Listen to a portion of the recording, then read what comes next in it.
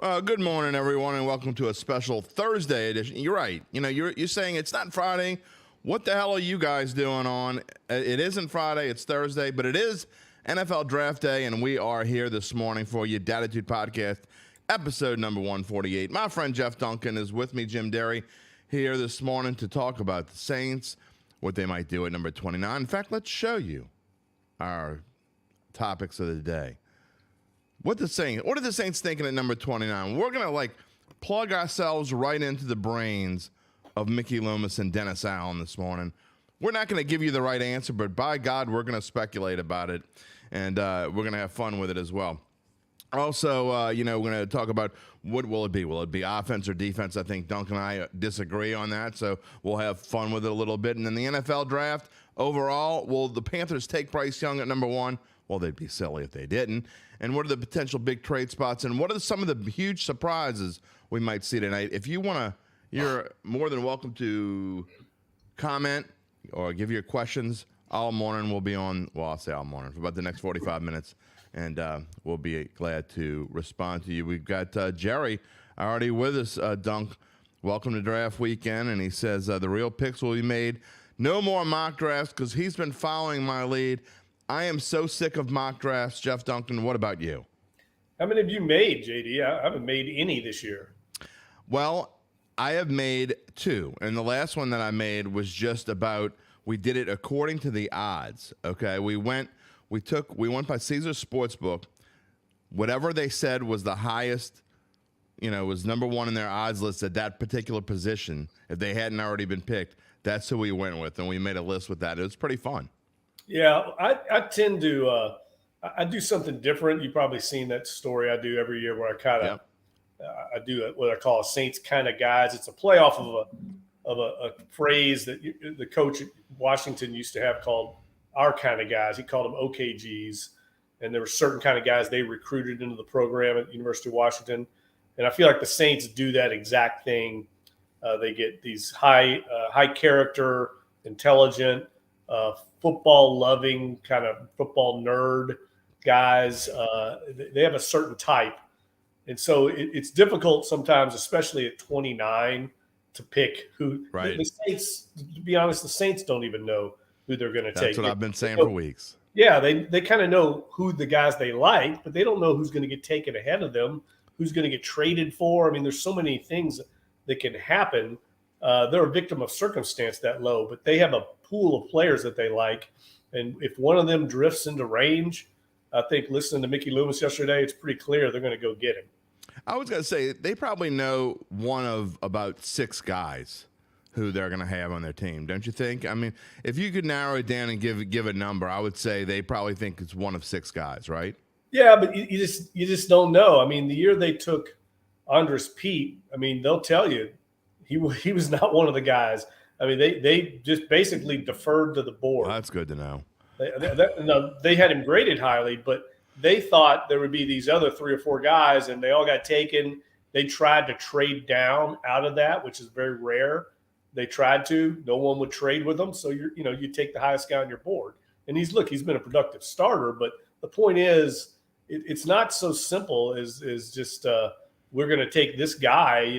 The Saints might even have a scenario tonight where one of the top 15 players on their board, and I think this is something we want to talk about today, is the Saints are going to have a different ranking than all these other rankings that people are looking at.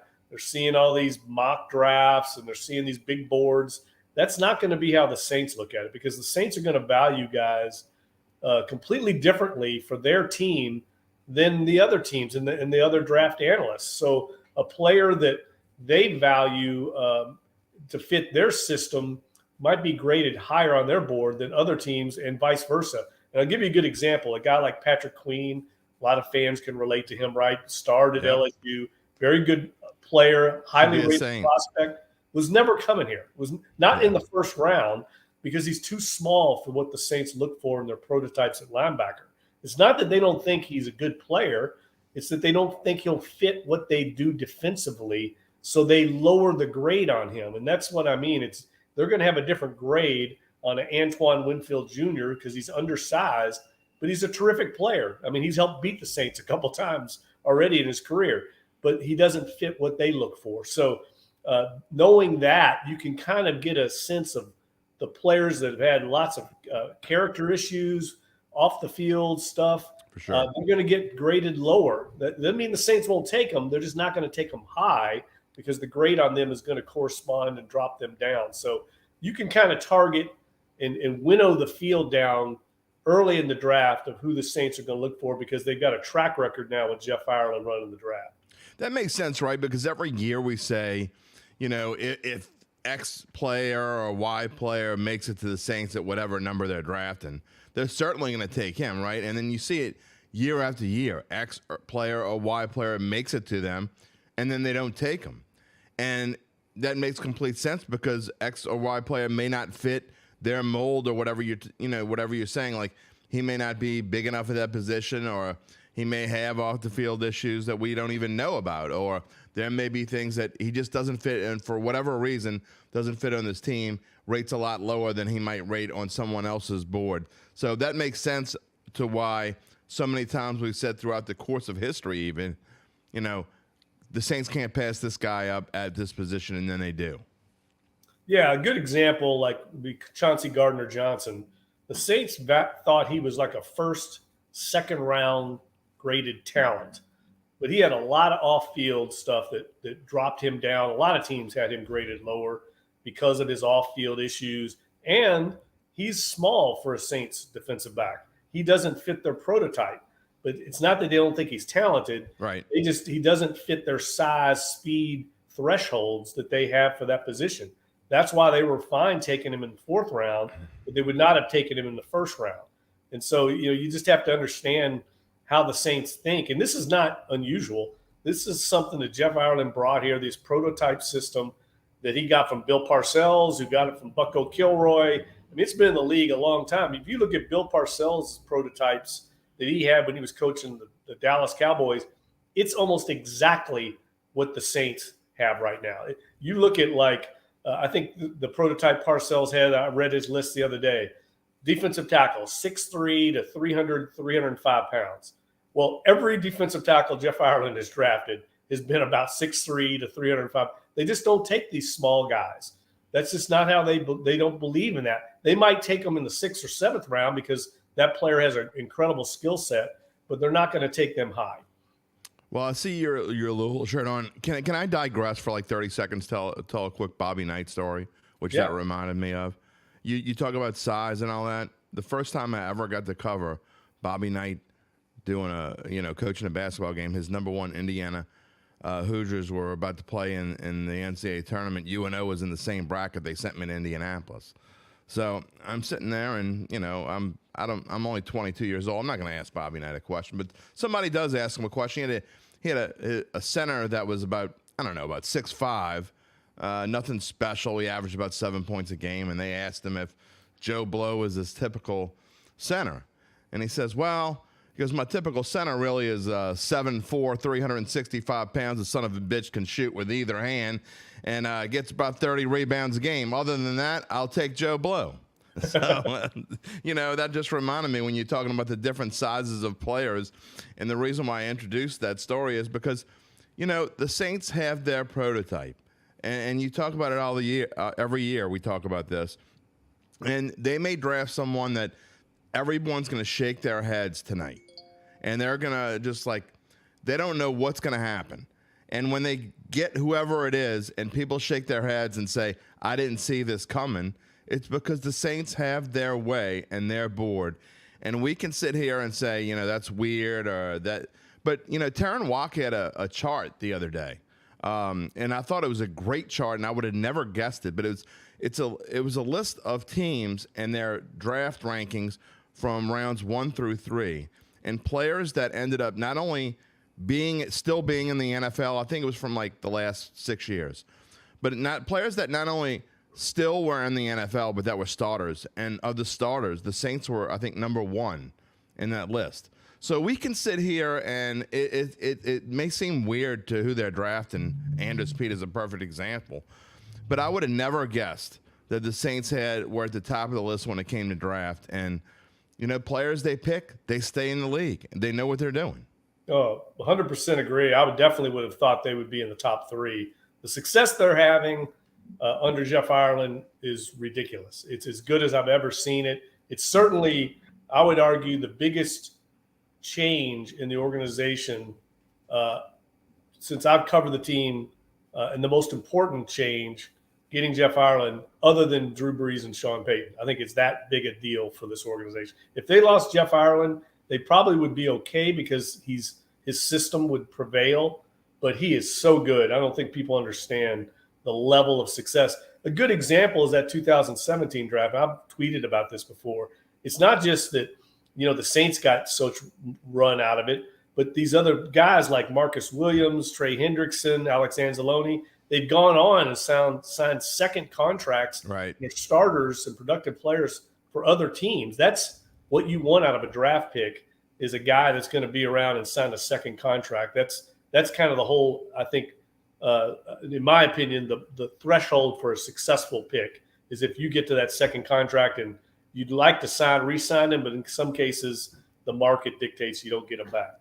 And look, if he signs a big contract with someone else, it means you did your job well too, right? And you might get a compensatory pick for that. So yeah. And so I think the Saints have done remarkable job. People can nitpick on, Marcus Davenport here or, Peyton Turner there. Stephon Anthony. That's going to get like a lot of attention. But the fact is, those guys have still been productive. They haven't washed out. You can look around the league and find guys that 2 years later aren't even on the team that drafted. Yeah. The Saints haven't had that. Yeah, that's absolutely true. So remember that, and I prefaced this, but remember that tonight when the Saints pick at 29 and you say, what the hell are they doing? The answer is they know what they're doing. And, I may say tonight, by the way, here's a shameless plug, but a great segue. Bayou Bet Show tonight will be live throughout the entire first round of the draft from 6:50 p.m. until the last pick is made, certainly through the Saints pick at number 29. We will be talking to you live on these same live channels if you're watching live, and if you're listening to us on wherever you get your podcast, we will be on Facebook, on Twitter, and on YouTube on all of our social media channels, NOLA.com, bet.NOLA.com. All right, Jerry asked, he says he thinks we're going to get defensive line, defensive end, and defensive tackle at 29. No trade ups or downs. All right, I think we're going to disagree. We've kind of talked about it a little bit. We haven't really talked in about a month or so, but I think that you're going to say the Saints are going to pick whatever the best player is on their board, but you're leaning defense. That's my guess on what you're going to say. I think the Saints are going to go offense, but let's hear what Jeff Duncan has to say. Well, I don't really know, to be honest with you. I think here's the way I would characterize what I think they're going to do tonight. I think there's going to be someone in their top 15 on their board, not the NFL.com board or the ESPN board, on their board, their top 15, it's going to be drifting down, and they're going to get in about the 20 to 22 range. Then it's one of their top 15 players, and there's only going to be like one or two of them left that drift down that far. And I think they're going to go get them. And I don't know who it's going to be. I don't think they know who it's going to be, but it's going to be somebody. So it could be an offensive guy. It could be somebody like a highly rated tight end that they like, that all of a sudden they've got a first-round grade on it. And this is the other thing I want to emphasize to people. Forget the rankings 1 through 30 and 1 through – that's not how it works in the NFL. The way it works is the grade, and they'll have like 15 players with basically the same grade. There might be one or two guys at the very top that have a higher grade, and that grade would say this guy's good. We think he's going to be a Pro Bowl level talent. Very few of those guys are graded at that level.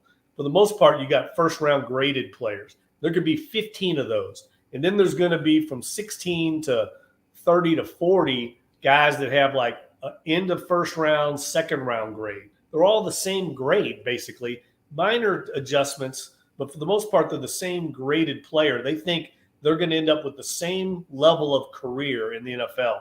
So that's when need comes in, is when you get to pick 29 and you've got 5 guys that are all at the same grade.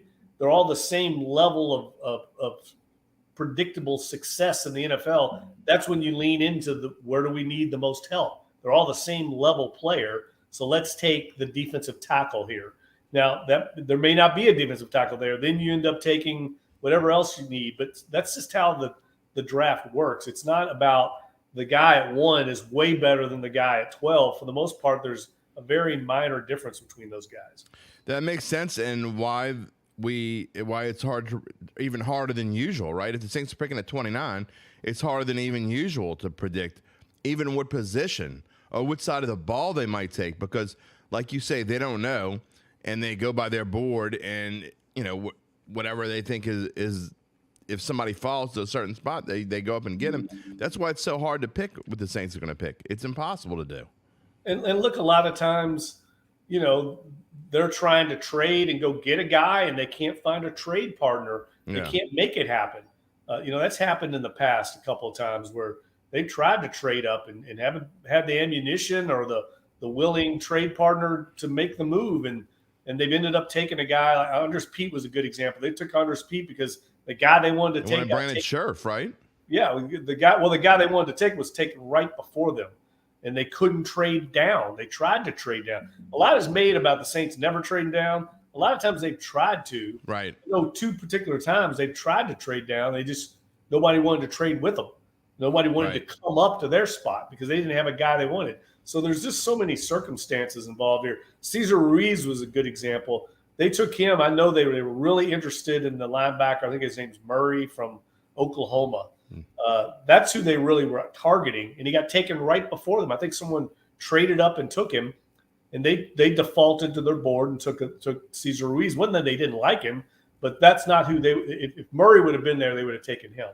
So there's a lot that goes on that I think that people think there's this grand plan, but what this last 2 weeks have been about is going through all the different possibilities, because you want to have every decision already played out in these weeks ahead of time, so you're not having to make it in the 15 minutes under pressure on the clock. It's already been played out on last Wednesday or Thursday night at Airline Drive.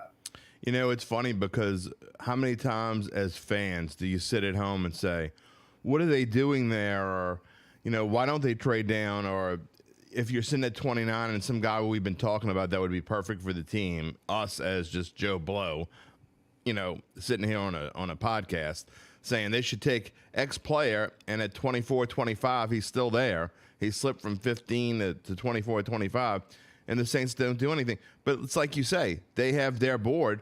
They've gone through every scenario before. We just don't know what their scenarios are. We don't necessarily know what their grades are. And it's interesting that you talk about that. Sometimes it just may not happen for them, where they tried to trade up, they couldn't find a partner, or they tried to trade down and couldn't find a partner. I mean, we don't know what's going on in there. They also know a lot more about these prospects than any of us know. Yes, for sure. I'll give you a good example. I remember just about a month ago, maybe it was longer, maybe 2 months ago, Todd McShay tweeted out about Jalen Carter, if you remember, saying that some teams are going to be scared off of him because of his off-field concerns. And Todd McShay got destroyed on social media because nothing had come out yet about Jalen Carter. And people were attacking him. And I remember sitting there watching this brush fire play out, as usual, on social media. And I'm thinking, I know Todd McShay. Todd McShay's got great sources. He talks to general managers and scouts all over the league. He knows something about Jalen Carter. And sure enough, it all came out later on. Now it's all out there. But the point is, these teams do such exhaustive background checks. They know everything. And they know guys that aren't going to practice hard. Guys, I tell you, one of the things the Saints look at very hard, and it's something that the Pelicans might want to look into, is who's going to fall into the temptation of New Orleans.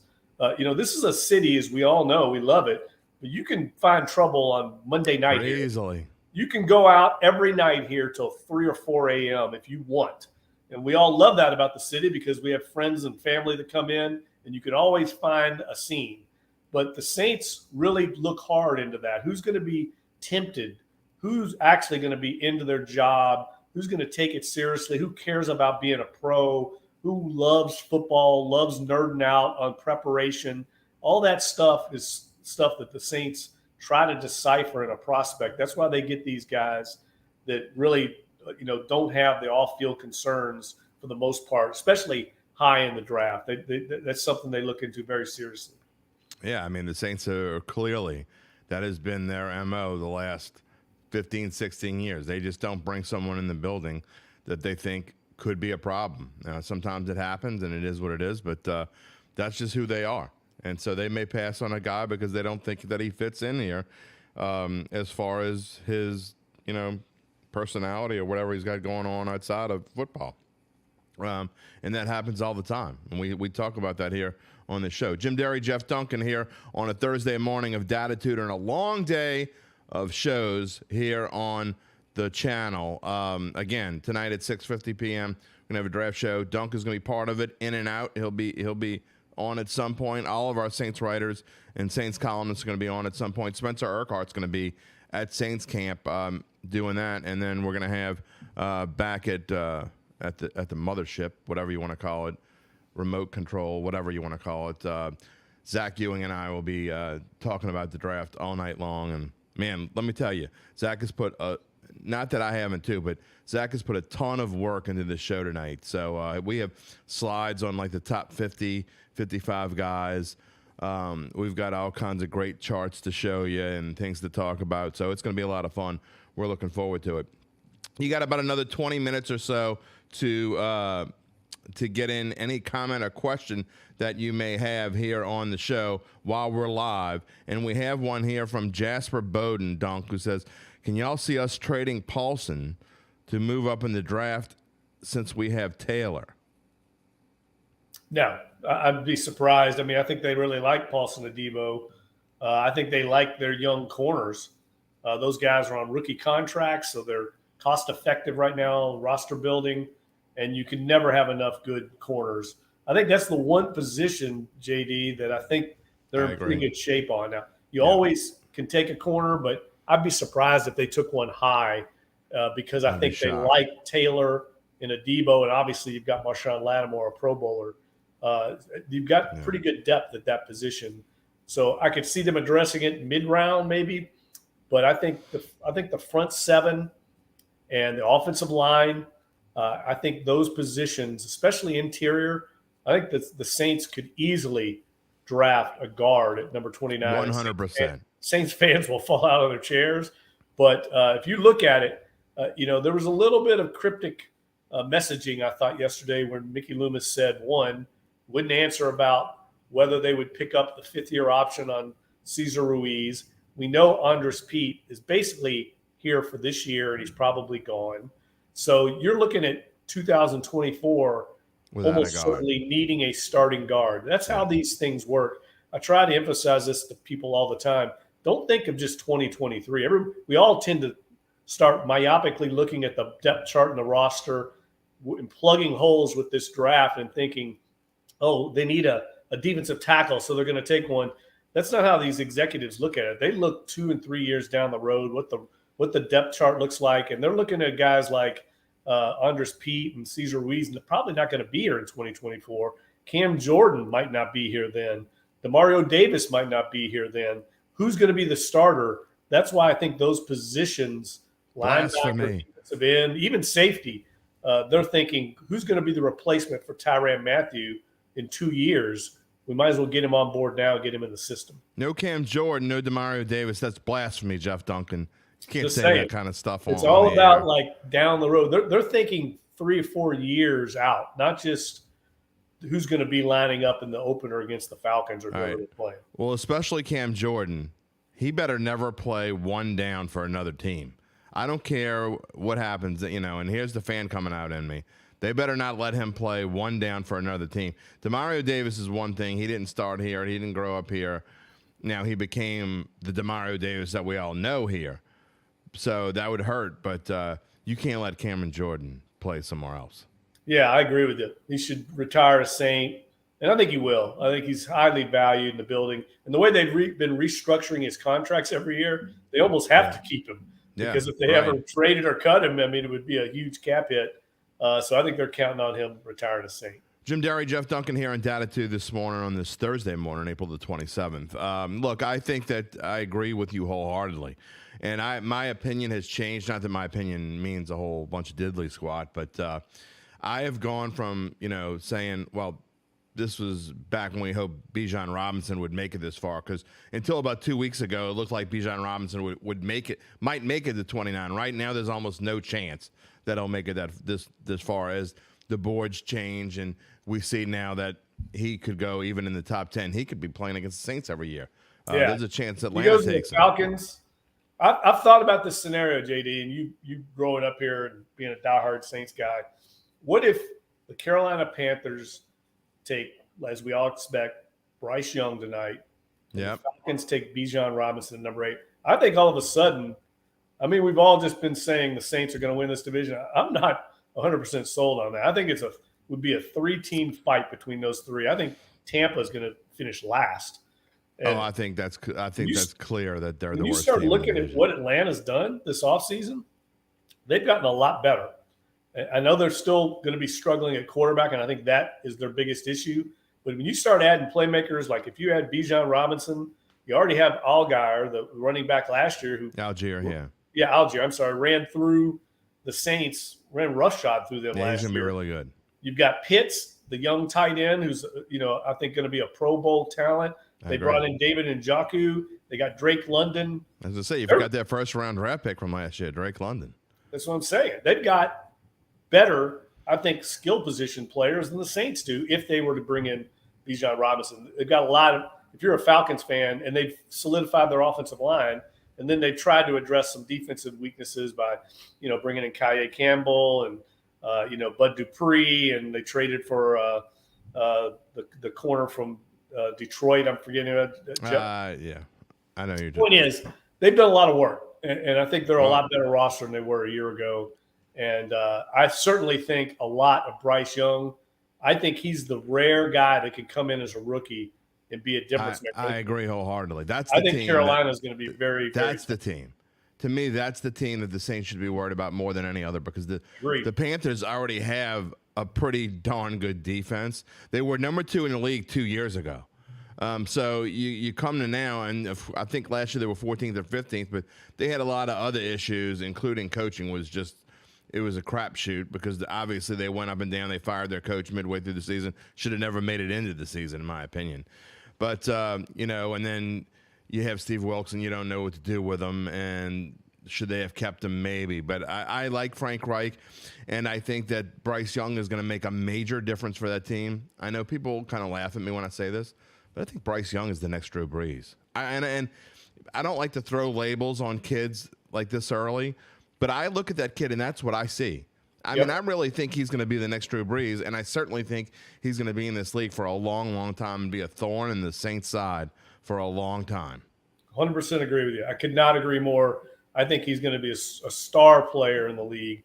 Everybody, look, the one thing that could happen is he could get hurt. I think that's the only thing that prevents him.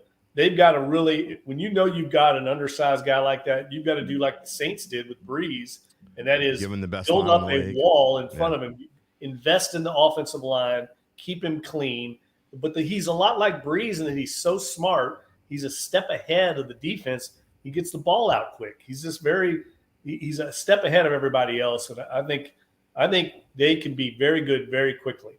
There's a little, you can see how the slides, we have slides like this for every player that's going to be drafted tonight, unless somebody weird goes. But anyway, I thought I'd throw that up there. If you can't see it and you're listening to the podcast, we have a slide for our Bayou Bet show that happens to be, we use the same channel. So already got the Panthers taking him. I like it. Well, I mean, look, I made a bet yesterday. He was still minus 1,000 on the board to be the first pick of the draft. By the way, this morning he was minus 2,000. And by the way, if you don't bet, that means he's 10-1 or 1-10, I should say, to be taken at a position. So I bet $100 to win $10 that he's going to be the number 1 pick in the draft. Free $10, buddy. Free $10. Exactly. That's what I said. I like free money. So I'll take free money. I don't care if it's $10. Give me some free money. I'll take it, because Bryce Young is going number 1, and he's going to be a thorn in the Saints' butt for a long time. Going back to what you talk about with the Falcons, here's my problem with them, besides the fact that they're the Falcons, and I never give them credit for anything. I don't think Arthur Smith has what it takes. Okay, first off, that's number one.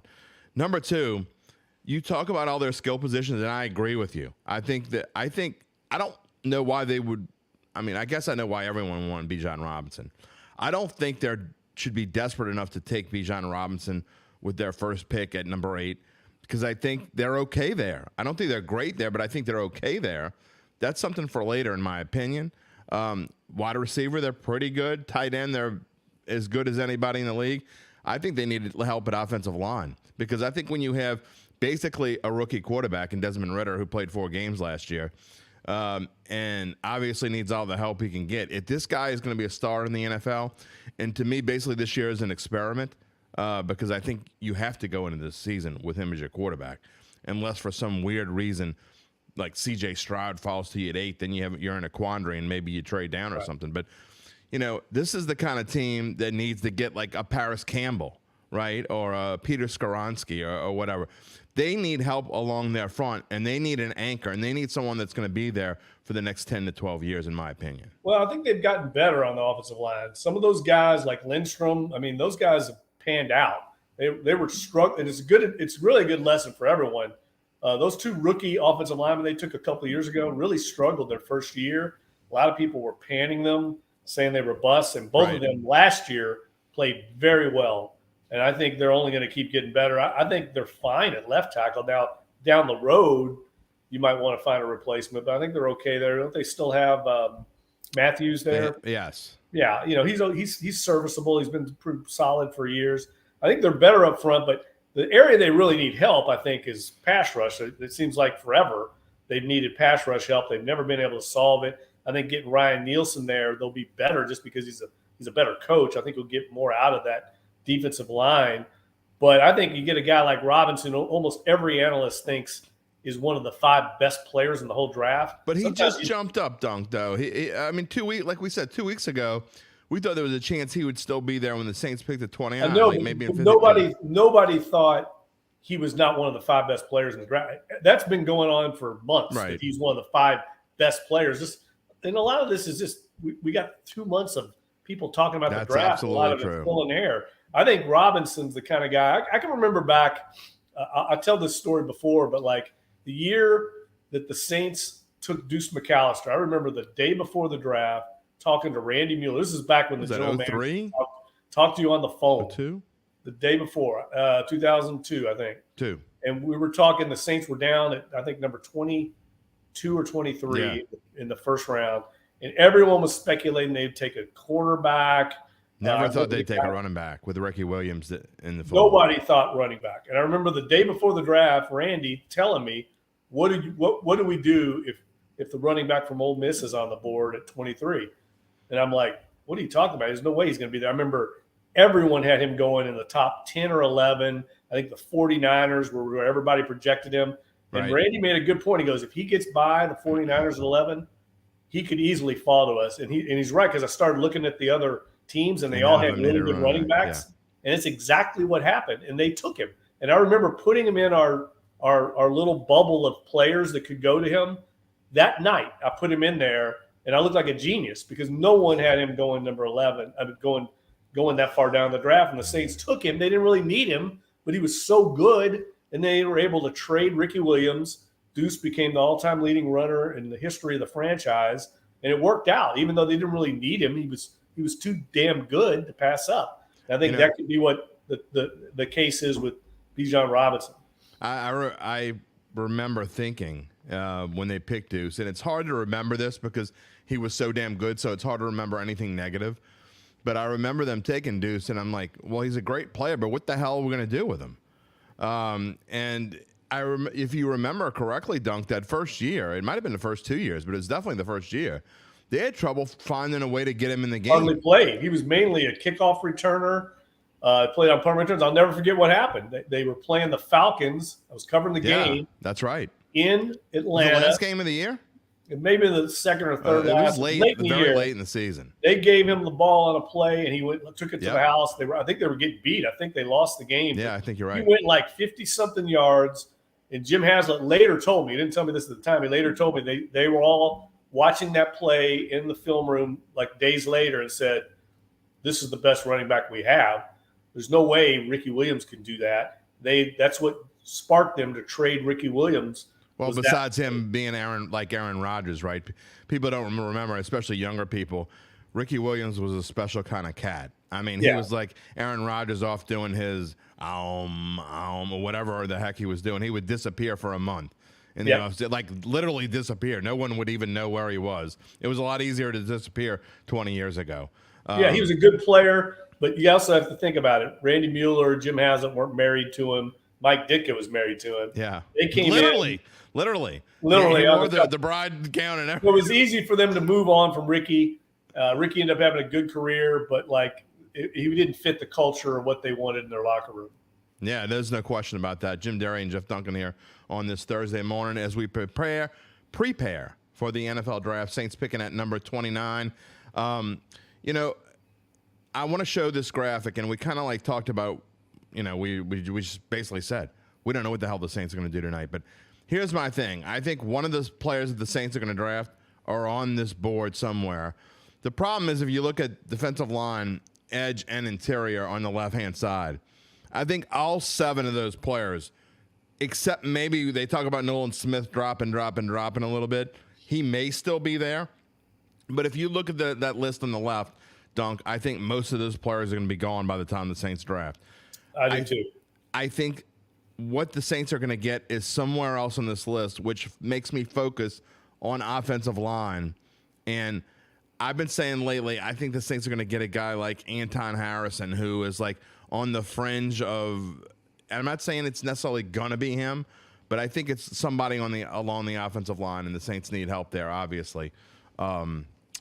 You know, what do you think of this list? It could be wide receiver as well. I love the list. I think you're exactly right. The guy that I've kind of fallen in love with, I tweeted about a little while ago, that the more I read about him, the more I researched him, the more I think this could be the guy that they go get, and that's that Lucas Van Ness from Iowa. I think he kind of fits exactly what they look for in a defensive lineman. He's capable of playing inside and outside, so he's versatile. Sure. Dennis Allen loves those kind of guys. I know they really would like to get a 3 technique somewhere in this draft. The 2 guys that they signed in free agency, Saunders and Nathan Shepard, they're really not 3 techniques. They're more run stuffer defensive tackle. They need a Leroy Glover type of difference maker. Of course, everybody wants a Leroy Glover type of difference maker inside, but it's got to be the right fit. And that's why I've downgraded Kalijah Clancy, because he just doesn't fit their prototype. He's a playmaker, and he may be an exception that they take. I could see where they just look at him and say, this guy's not going to start for us, but he's so exceptional rushing the passer and getting in the backfield. We'll use him as basically like a rotational pass rusher, and it's worth it to us to get that aspect on our team. It's more about the trait than it is about whether he's going to play a number of snaps. But Van Ness is the kind of guy where I think he could start, and he's only going to get better. He's basically a redshirt sophomore from Iowa. He's strong as an ox. He's basically an interior version of Trey Hendrickson. When I read about him, he wins with effort. He just grinds people down with strength. You know, when you watch Trey Hendrickson, you're not seeing some guy blow by defensive ends, but every year he ends up with double-digit sacks. And he just brings it every play. That's what I think this Van Ness guy would bring to the Saints, and I think he could play, inside and outside, which I know that they love. And I think that's the kind of guy, if he's around, still on the board in the early 20s. And I'm just speculating. I haven't talked to anybody. I've been so buried in the Gleason book, as you know. I haven't really done as much due diligence, but just knowing how they operate, I can see them saying, let's go get that guy, plug him in. He may not start right away, but he'll be a guy 2 or 3 years down the road that's a core player for us. Lucas Van Ness, currently I have the ESPN board, is up on my other screen as we speak. It just happens to be up because I was working on some other draft stuff before we get started. But Lucas Van Ness currently projected to be 15th. I've seen him anywhere from about 11th to 17th. That's kind of low from where I've seen him. But Dunk, so he's a kind of guy where you could easily see the Saints if he starts creeping down and he gets to around 21, one of those guys you were talking about earlier where, okay, this is one of the one or two guys that we have graded, super high Pro Bowl bound that we're going to trade up and get him. Yep, exactly that kind of guy. Now, who you got to have a willing trade partner. The good thing for the Saints is this draft, it almost dictates that the Saints trade up because, as I said earlier, there's only about 15 players, I think, that really have true first-round grades. And then it really gets murky. The guy that, goes 17 in this draft probably be graded very similarly to the guy that goes midway through the second or third, second round, even late in the second round. It's not going to be a big difference. And especially for the Saints, when we talked at length about prototypes, right? The Saints don't believe in these exceptions. Well, when you start looking around 29, there's a bunch of these guys that would be exceptions for the Saints. That being Kalijah Cansey. He's small. I mean, he's small. He's smaller than Sheldon Rankins by a lot, 18 pounds. So the Saints would look at him as more of like a situational player, I think. Same thing with McDonald from Iowa State. The Saints aren't into these like smaller edge guys that rush the passer. That's just not what they do. It doesn't fit their system. A guy like Jahmyr Gibbs, the running back from Bama, is small by Saints standards. Alvin Kamara-ish. He's smaller than Alvin even. So like Tyjae Spears is small by Saints standards. Yeah. But he's a third-round guy, maybe not a first-round. So what I'm saying is if they sit there at 29, they're going to have a tough decision.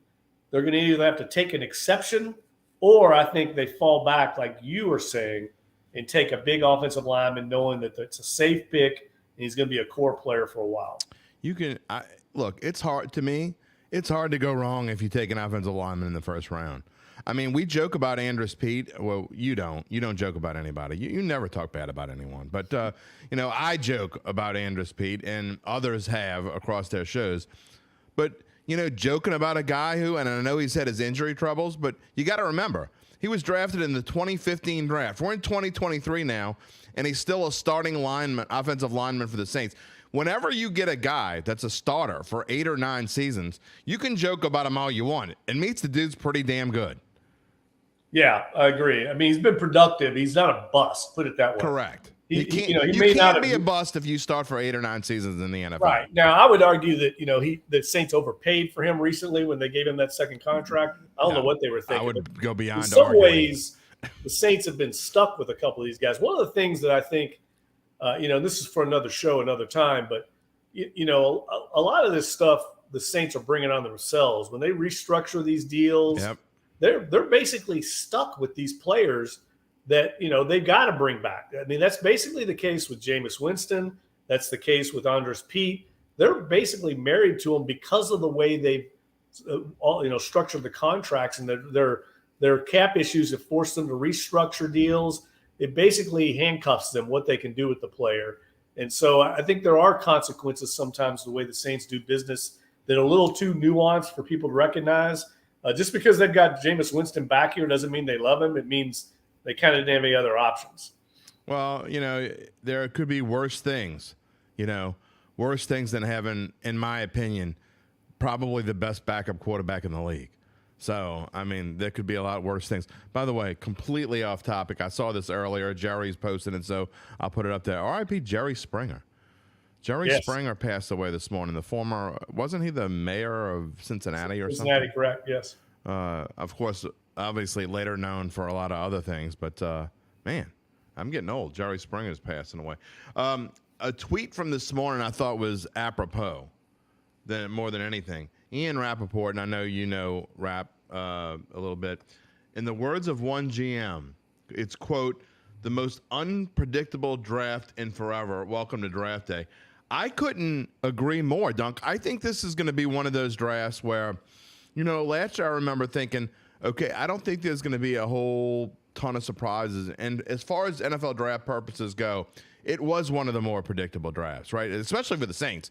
I mean, a lot of people had the Saints spot on. They had both picks right. And I don't know if you were one of those or not, but it was not that hard. In fact, by Saints standards, it was probably the most predictable draft they've had since Sean Payton and Mickey Loomis had gotten here. And I know Sean Payton was gone. But this tonight, and I'm not just talking about the Saints, I'm talking about the entire night. I think it's going to be a crazy, wild, insane night where all kinds of fireworks are going off. Yeah, I agree 100%. I think once we get past Bryce Young to the Panthers, yeah, I think right after one. I don't know that the Texans will keep their pick. Yeah, that's what I'm saying. I think it could be trade central, moving around, and that's why I think the Saints. Mickey Loomis said, "Hey, we've got 8 picks for now." That was the first thing he said. That's right, for now. So what he's basically telling the rest of the league is we're in business.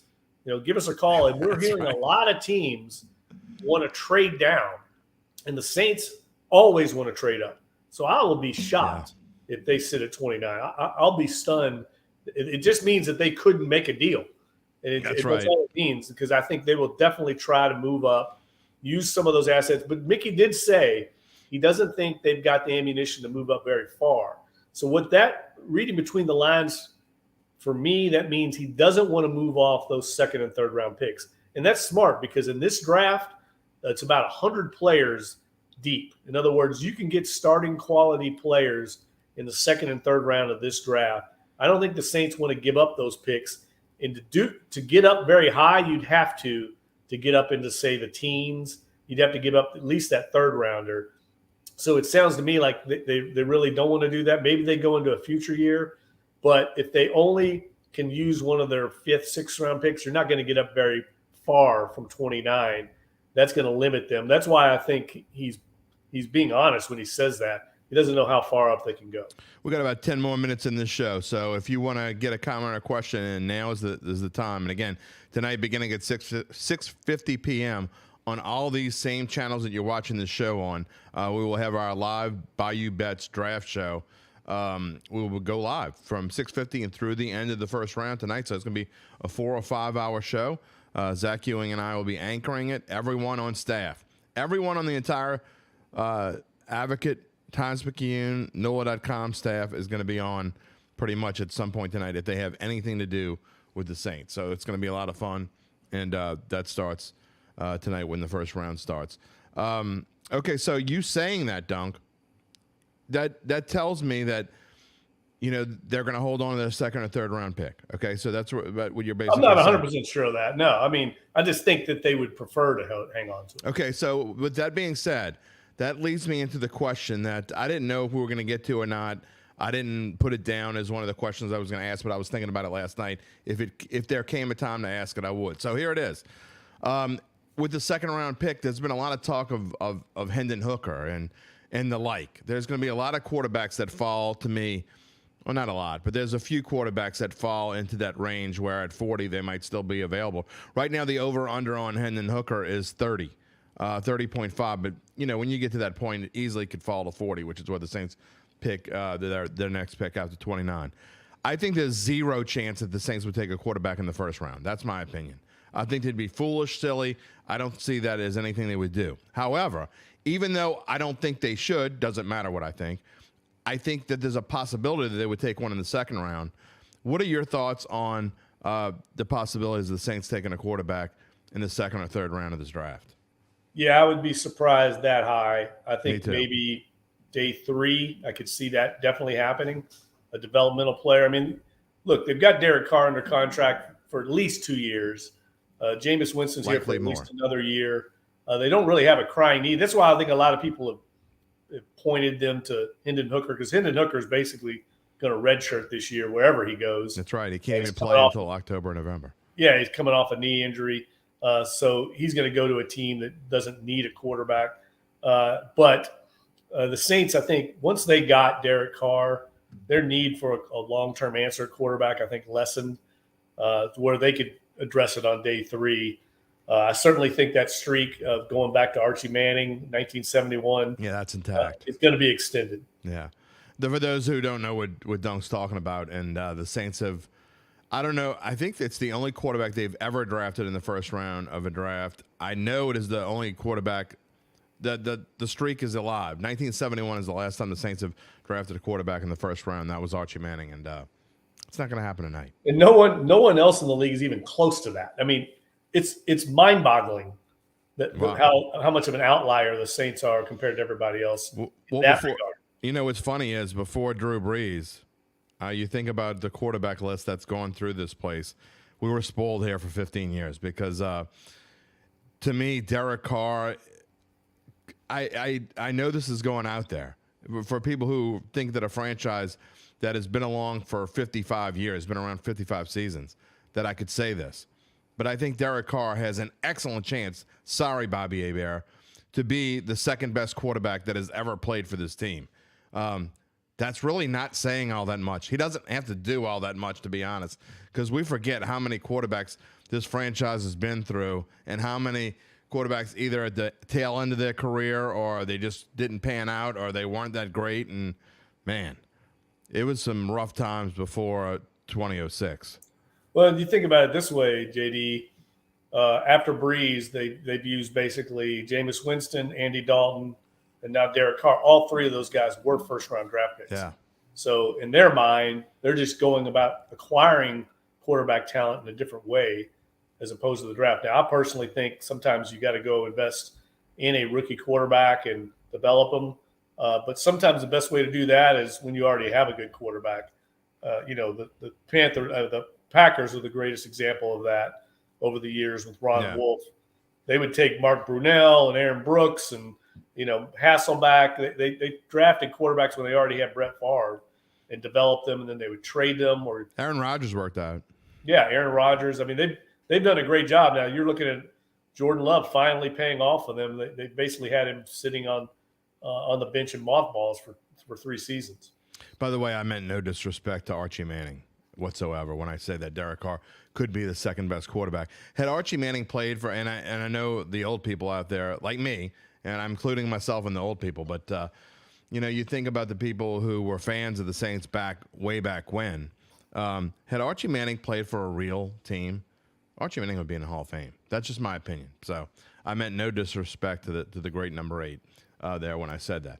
All right, we talk about the surprises that could happen tonight, and while they're unpredictable, if we had an over-under trade potential, like how many trades do you think we're going to see in the first round tonight? Wow, that's a great one. I wonder if there's a prop bet on that. I think there is, actually. I'm going to have to go look for it, but I think there is, and I'd want to say it's around if I had to make a number up out of the off my top of my head, I'd say 5.5 would be my number. Yeah, I was going to say about 6. It's funny. I think about 6 would be about right because there's so many teams I think that are in the trade market. We also have a lot of teams with multiple picks, and that always plays into the trade value. I think these quarterbacks, I'm fascinated to see how the quarterback thing plays out. I mean, we've heard so much smoke lately about Will Levis. I may be wrong. Maybe my bias is a Louisville Cardinals coming in here. There's no bias. I just never thought he was that good. He's I don't not. know. He's not good. Anthony Richardson, both. I watch a lot of He's SEC not good football. either. I don't get it, man. I do not get it. Maybe the league is passing me by, but I'll be shocked if those guys end up being elite level quarterbacks. It boggles the mind. Both of them. I think Levis is just, if you watched him the last part of the year, now I thought he looked really good the first half of the year, but a lot of it was against not even average competition, right? And then I don't get the Anthony Richardson thing at all. He's an awful passer. Like, if you want to compare him, and I guess you would compare him if you had to compare to the likes of a certain player, I know someone's looking for the next Lamar Jackson, sorry. Oh, good Lord. Someone's looking for the next Lamar Jackson. But the problem with Anthony Richardson is he can't throw nearly as well as Lamar Jackson. And Lamar Jackson's an average at best passer. I mean, so I don't think he has the legs that Lamar Jackson has, and I certainly don't think he has the arm that Lamar Jackson has. And you're talking about a project kind of player that I think would need to be in the NFL and be in an NFL training room, film room or whatever, and with NFL coaches for a little while. So do you really want to take someone at the top of the draft who really essentially that's reserved for a starter? I mean, an immediate starter? I don't see it. Yeah, and here's the difference, I would say. You make a great point. I mean, I remember clearly being a Louisville guy. When Lamar Jackson came in, he was a big recruit. But he wasn't like, Arch Manning or anything. But he was a big recruit for Louisville. Right. And he came in. They already had some established quarterbacks in the system that, so there was basically a quarterback competition that fall. and he was a true freshman in there, and everyone kind of thought he's going to sit for a year and learn.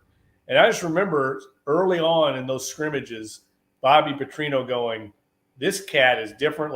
And he inserted him in right away as the starting quarterback. As well, he should have. He was productive right away. I mean, he won the Heisman Trophy, led Louisville to great heights. They were a top 5 team at one point. Yeah. That's a big difference from what Anthony Richardson did. Anthony Richardson was a project in college. So what do you think he's going to be like in the pros, where it's much more sophisticated, much more difficult? The defenses are so much more sophisticated what they're going to throw at him. I don't see it. A lot of people compared him to Cam Newton. Cam Newton took his team to a national championship. No, I mean, I know he's 6'4", and I get that. And so he's obviously bigger than Lamar Jackson. And you want to compare him to Cam Newton, go ahead. But I don't understand it at all. And if I'm trying to call up his stats right here. My computer's not working that great. He threw 17 touchdown passes. He did throw for 2,500 yards, which is more than I thought he threw for. And I don't have the number up here, but I know he threw for a significant amount of interceptions. I want to say it's in the neighborhood of 13 or 14. So you throw that many interceptions in a season, when your touchdown number and your interception number are relatively close, and I would say that's relatively close, that's just crazy, in my opinion. Yeah, I'm with you on that. I mean, sometimes I think, and I know this goes on in some corners, sometimes I think because we've gotten so we lean on this in business. There's so much hype and so much coverage about the draft that we allow these personnel evaluators and coaches to speak off the record, so nobody puts a name to. And I think a lot of times these teams that don't want Anthony Richardson will build him up. Yeah, so someone else. I agree wholeheartedly. The Saints were famous at that. They would. Here was my thing for the past. Well, whenever Sean Payton was here, if the Saints were talking about a player before the draft, you could bet your sweet bippy that they were not taking him. They were never going to talk about a player that they had any interest in whatsoever. And that's been the MO of the Saints. They're talking about, I don't know, they're talking about Matt Ryan today. Well, they ain't taking Matt Ryan because they wouldn't be talking about him if they were taking him. And then it took me about 2 years to figure that out. If they were talking about any player or any player was being hyped up to going to the Saints, he wasn't going to the Saints. So yeah, especially at a quarterback when they had Drew Brees, because they knew they didn't need quarterback. Correct. So they would gladly let someone else take a bad quarterback, and they wanted that to happen. All right, JT asked us, Dunk, what about Stetson Bennett as a late-round pick? He certainly kind of fits the mold of a Saints quarterback, wouldn't you think? Well, let's go back to the stuff we talked about earlier. I think they'd have trouble with him. Some of the guy could have, be susceptible to going out in the quarter. I think that would be Stetson Bennett. Really? Oh my gosh, yeah, he's legendary. Oh, didn't he get a DUI or something? Or yeah, that's just the tip of the iceberg with Stetson Bennett. Okay. Now, this is a guy that knows he's good. He's cocky.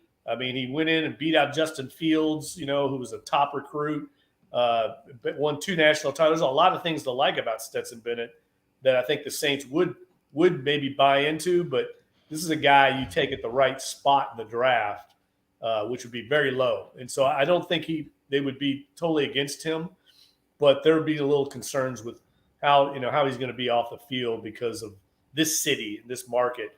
I think the guy that I liked as a day 3 potential stab at quarterback is Aiden O'Connell from Purdue. Yeah, I agree. He's a really talented player. He's not a great, mobile guy, and I know they're going more and more to mobile quarterbacks here, but Purdue quarterbacks have worked out. What's that? Purdue quarterbacks have worked out here. Yeah, and he fits all the rest of the intangibles they look for: productive, leadership skills, lives and breathes football, overachiever, all those things they look for in that position. I think he fits, but I don't know where Aiden O'Connell is going to go. He's one of those guys you've seen. Some people have him third round grade. Some people have all the way down to 6th round. So it'll be interesting to see. Didn't Jim Everett go to Purdue? Yes. And so Bob Greasy went to Purdue. I'm just talking about Saints quarterbacks. So they've had starting quarterback. So I thought he did. So Jim Everett and Drew Brees. And Jim Everett is certainly in the top 5 to show you how bad the quarterback list is. No offense to Jim Everett. He was only here for, I think, 3 or 4 years. But Jim Everett is certainly in the top 5 of all-time Saints quarterbacks. So well, for sure. that That's says you're right. That's an indictment on the list. yeah, there's no question about that. Going Although back, he was a Pro Bowler early with the Rams, so yeah, no, I'm talking about just his time with the Saints. I'm not talking about his overall career. Jim Everett was a fine quarterback. Don't call him Chrissy, but he was a fine quarterback. Nevertheless, going back to Stetson Bennett real quick. I know this because I was looking at some things last night. The odds on Stetson Bennett to be drafted, just drafted, not talking about where he's drafted, but just drafted are even money. So it's 50-50 on whether Stetson Bennett even gets drafted. JT, no problem. Thank you for writing in. We appreciate it. Anyone that wants to write in. But we're almost done here. Dunk, before we go, just talk about some of the things that you're looking for tonight, whether it be the Saints or just in the draft in general. One thing is the Collins, I know you're going to obviously be busy and things going on, but you're also going to be observing. It's one of the things that I know you like to do on draft night. You like to look around and pan the room. You don't get to see a lot of the Saints guys necessarily, but just what are you looking for tonight? well, I'll be watching what the Falcons and Panthers do because I think they're both.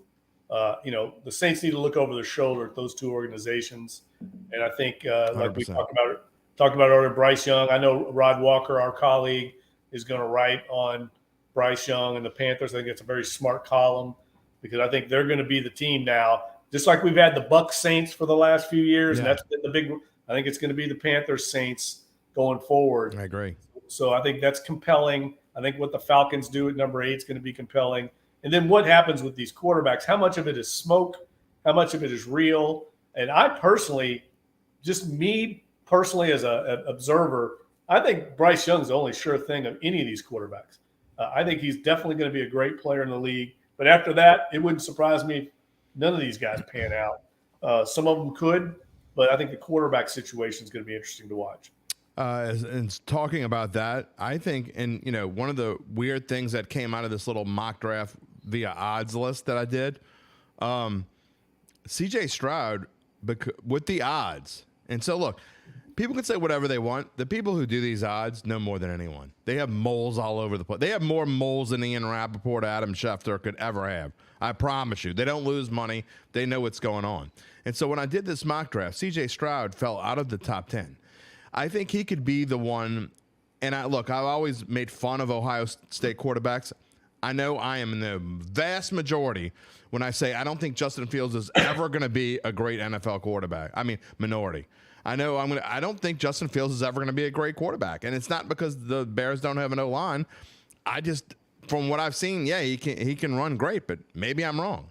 But I think, and I've always made fun of Ohio State quarterbacks, but I think C.J. Stroud could be legit. I don't think he's legit enough to take maybe in the top 2 or 3, but if he falls out of the top 10 or even to the Falcons at 8, like I said before, they're going to have a major quandary if it's time for them to pick and C.J. Stroud is sitting there on the board at number 8, because to me, he's the only other starter type quarterback on this list. Forget Will Levis. Forget Anthony Richardson. C.J. Stroud is a potential 10-year kind of NFL starting quarterback. And I hope he does follow the Falcons. Let him have to make a decision. Well, he's the guy that I think a lot of people are targeting to Tennessee and the Titans. That would make a lot of sense.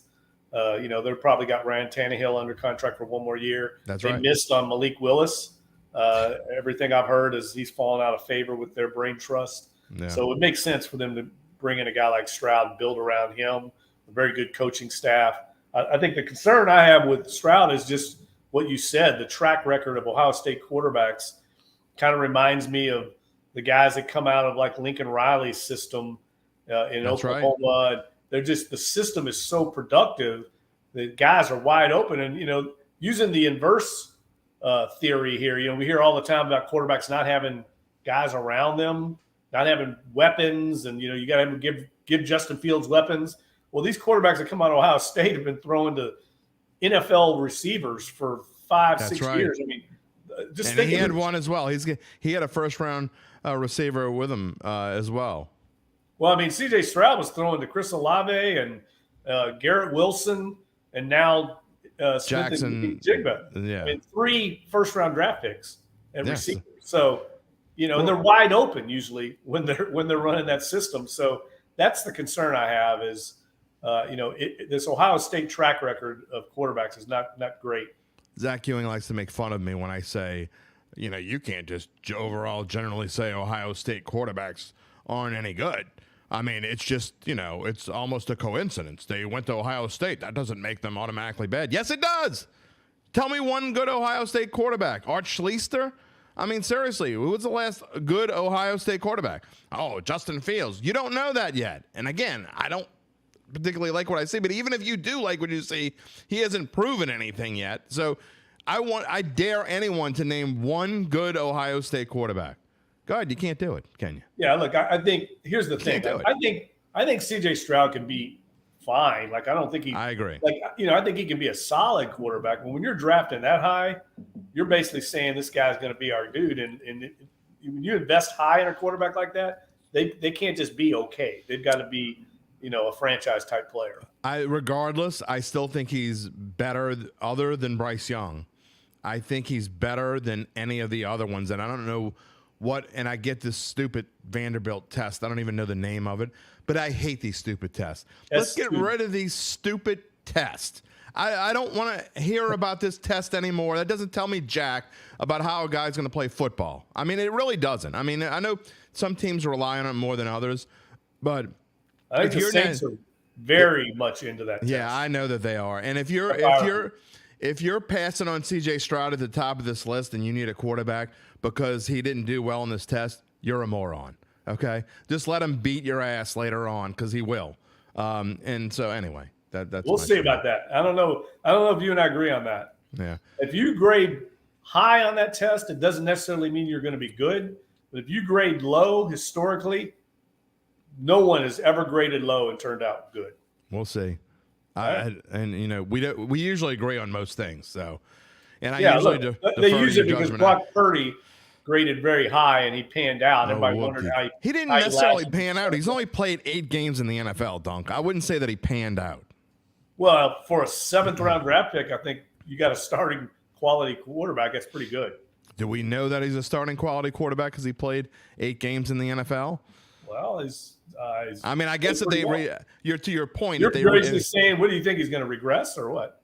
I mean, I don't think you can get enough from any player playing 8 games in the NFL. Well, that's just my opinion. But no, look, here's the thing. Drew Brees graded really high on it. I think there's a lot of value. He played more than 8 games in the NFL. So, and I think that test tells you a lot about the quarterback position more than anything else. Well, I know Bryce Young was off the charts in that stupid thing. Right. I think it tells you a lot. I don't know. I guess quarterback's a different bird, but to me, I want to see what a player has done on the field, and even if he plays not top-notch competition, which I think is part of the reason why Will Levis and Anthony Richardson are up there, right? Because they played in the SEC. But like Dwayne Haskins played Ohio State, lit it up, had huge numbers. Is the measurables? What was he? 6'5"? Yeah. God rest his soul, R.I.P. But he was a bust in the NFL. He had huge numbers at Ohio State. Huge. Yeah, I thought that was a bust coming. I don't know. I just think there's something different about this dude that I think that is going to make him a legit quarterback. We'll see. We'll find out because he's going to get drafted. But I think he's the one that suffers from all this stuff, and I do think that he slips. So as I looked yesterday, they took his over-under number off the board. They don't want people drafting on it. So I think that tells me that the books, Caesars Sportsbook, thinks that he's going to drop. And they don't want people, the sharps and the sharks, the people that know way more than I do, they don't want them betting, and that have a lot more money than I do. They don't want them betting on this because they think he's going to fall, and I think he's going to fall as well. So to me, that's the one to watch tonight. That is my surprise that C.J. Stroud drops out of the top 10. I'm talking about past Atlanta. I know that I talk about them having a quandary, but if Bijan Robinson's there, they're probably going to take him. They need an offensive line, and we'll see. It's going to be a lot of fun, Dunk. We've been all over the place a little bit this morning. Saints draft night, to me, is always intriguing. I'm looking forward to it again. Looking forward to having you on our Bayou Bets live show and the entire Saints crew. We'll be back at it in a little while. Yeah, everybody listen to us tonight. Join in. It's going to be a lot of fun, and we'll have lots of information live from the Saints draft room. I'm hoping to get with some of the coaches and scouts there before the draft. So hopefully we can gather a little intel to kind of inform you later tonight.